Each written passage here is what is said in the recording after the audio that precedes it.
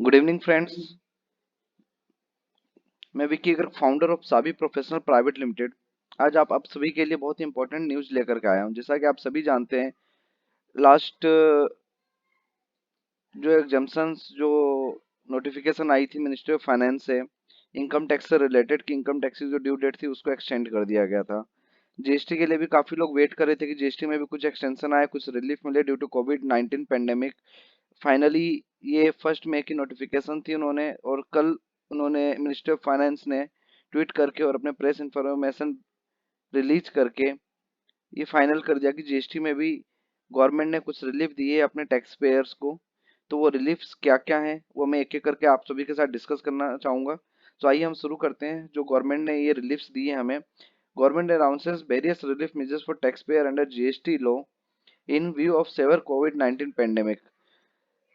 In view of the challenges faced by taxpayer in meeting the statutory and regulatory compliances under goods and service tax GST law due to outbreak of the second wave of COVID-19 pandemic, the government has issued notification all dated 1st May 2021 providing various relief measures for taxpayer. These measures are explained below. तो सबसे पहला जो government ने हमें relief दिया है, reduction in rate of interest. Concessional rates of interest in lieu of the normal rate of interest of 18% per annum for delayed tax payments have been prescribed in the following cases। जो पहले 18% per annum के हिसाब से हमारे delayed tax payment पे लगता था, उसको गवर्नमेंट ने रिलीफ करके दो पार्ट्स में डिवाइड कर दिया। For registered person having aggregate turnover above ₹5 crore, जिनकी भी टर्नओवर 5 करोड़ से ऊपर है, उनके लिए जो लोअर रेट ऑफ इंटरेस्ट है वो 9% है for the first 15 days from the due date of payment of tax and 18% thereafter. यानी कि जिसकी मार्च की जो ड्यू डेट थी, सपोज 20 अप्रैल थी, तो 20 अप्रैल से जो फर्स्ट 15 डेज हैं उसमें उन्होंने 18% से रिड्यूस करके 9% कर दिया। यानी कि 5 मई तक के लिए रिलीफ दे दिया कि जो भी अगर आप पेमेंट करते हैं तो उस पर 9% लगेगा। और उसके बाद जो नेक्स्ट 15 डेज है तो उसमें जो पेमेंट है आपकी 18% लगेगी। अगर उसके बाद करते हैं तो 18% की आपको इंटरेस्ट पे करना पड़ेगा।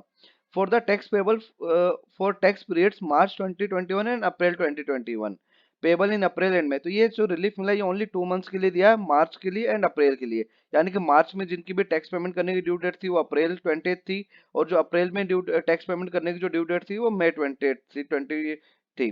तो उन दोनों मंथ के लिए इन्होंने रिलीफ दिया है। दूसरा, for registered person having aggregate turnover up to ₹5 crore, तो अप टू ₹5 करोड़ तक वाले जितने भी टैक्स पेयर थे उनके लिए फर्स्ट 15 डेज में कोई भी रेट ऑफ इंटरेस्ट नहीं लगेगा।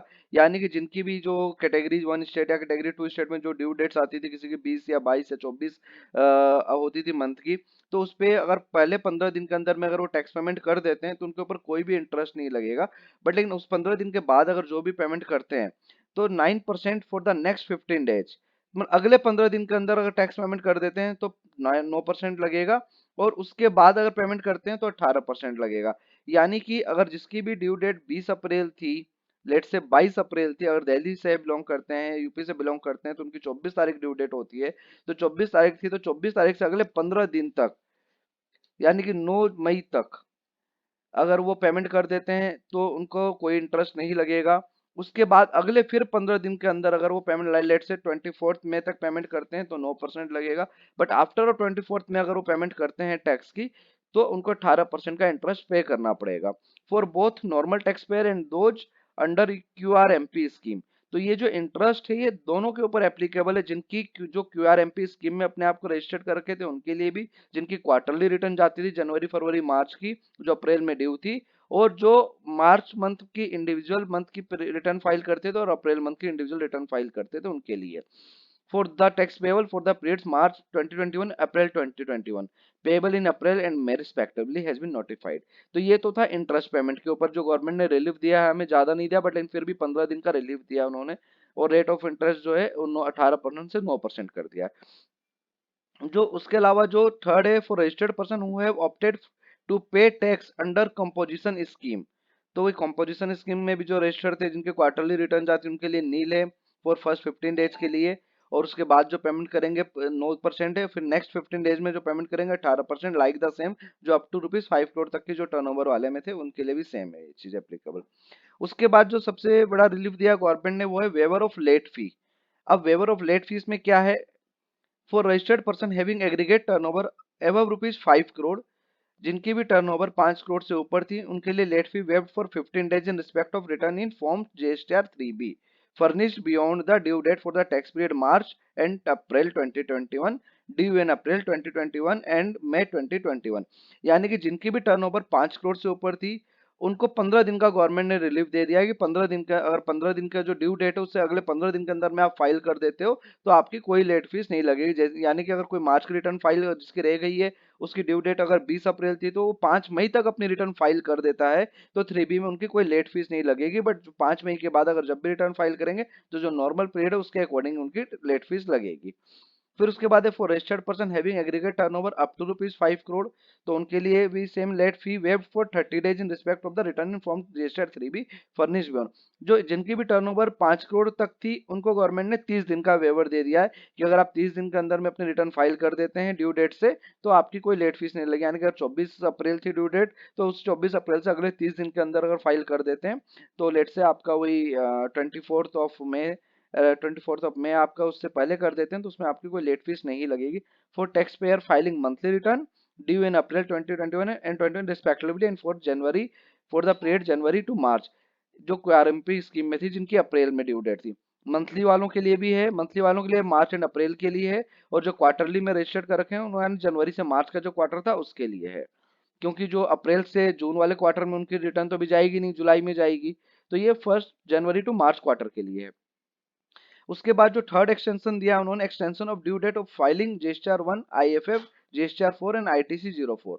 तो ये इसमें क्या, due date of filing form GSTR 1 and IFF for the month of April due in May has been extended by 15 days. तो फॉर्म जीएसटीआर 1 की जो अप्रैल की ड्यू डेट लेट से मई में 11 मई थी तो उसको बढ़ा करके 15 दिन कर दिया। आईएफएफ की जो 11 मई या 13 मई थी उनको बढ़ा करके 15 दिन कर दिया। अगर आप उसमें 15 दिन के अंदर आपकी कोई भी मतलब कि आप फाइल कर सकते हो। Due date of filing form GSTR 4 for FY 2020, जो एनुअल फाइलिंग होती है जीएसटीआर 4 कंपोजिशन वालों के लिए उनको बढ़ाकर 30 अप्रैल से 31 मई कर दिया गया है। Due date of furnishing form ITC 04 for January to March 2020 quarter has been extended for 25 April to 31 में। तो जो ITC 04 का फॉर्म फाइल होता था जो लास्ट क्वार्टर का जनवरी टू मार्च के लिए, वो जिसकी ड्यू डेट थी 25 अप्रैल, वो बढ़ा करके 31 मई कर दी है। उसके अलावा सर्टेन अमेंडमेंट्स हुए जीएसटी रूल्स में। तो relaxation in availment of ITC rule 36 subsection 4 that is 105% of cap on availment of ITC in form GSTR 3B to be applicable on cumulative basis for the period April and May 2021 to be applied in return for tax period 2020, otherwise rule 36 subsection 4 is applicable for each tax period। यानी कि जो 5% का जो capping था उसको उसमें relaxation दे दिया for 2 महीने के लिए, बाकी उसके बाद वो आपका सेम सेक्शन रहेगा। The filing of GSTR 3B and GSTR 1 IFF by companies using electronic verification code has already been enabled for the period of from 27 April to 31 मई।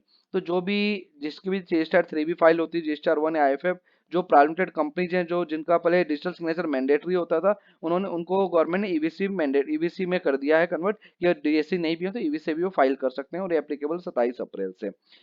उसके बाद जो फिफ्थ एंड लास्ट एक्सटेंशन आया है GST में, extension is statutory time limits under section 168A of GST Act, time limit for completion of various action by an authority or by any person under the GST Act which falls during the period from 15th April to 30th May has been extended up to 31st May subject to some exceptions as specified in notification।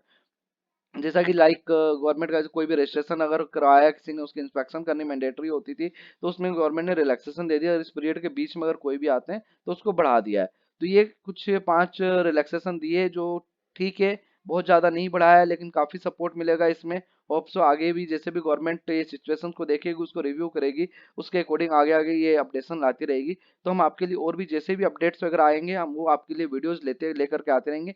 तो अगर आप इस channel में नए हैं तो मैं आप सभी से रिक्वेस्ट करता हूं कि आप इस साबी प्रोफेशनल के चैनल को सब्सक्राइब जरूर कर लें, और सब्सक्राइब बटन के बगल में बेल आइकन है उसको दबाना ना भूलें, जिससे कि आपके पास जो भी लेटेस्ट इन्फॉर्मेशन है, नोटिफिकेशन है, वो आप तक आते रहें। तब तक के लिए जय हिंद।